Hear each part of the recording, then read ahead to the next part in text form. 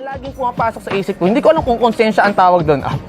Kaya mo yun, 9M lang yan eh. Guide. Ang tawag ko naman guide. Guide. 9M lang. So I realized na ibang level yung na-input sa akin ng networking app. Okay. Kasi since date ko sa Pero ang pag-network, galing kasi kung ang kinita mo sa network is just 4.5 million simula nung panahon na yon. Tapos 9 million negative mo. Buti ang taas pa rin ng confidence mo na kaya mong tapusin yung 9 million. yun nga, sobrang positibo ko. Sa pag-net, kasi second day ko pa lang sa pag-network, na-inlove ako sa training. Oh, okay. Yun talaga yung nagustuhan ko kasi ang pinaka-goal ko lang naman, matuto ako sa magbago.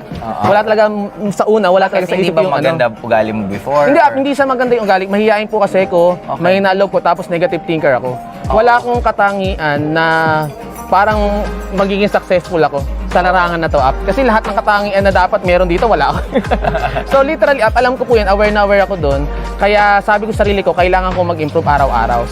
Since day 2 hanggang ngayon app, lagi ako nagbabasa ng article, libro, tapos nanonood ako lagi ng training app. Oo. Ganun app. O sige, balik tayo doon. Naisip mo na kaya mo. Anong ginawa mo? Ang pinaka-ginawa ko noon app, actually, kinausap kita. Nangiya ako ng advice sa'yo app.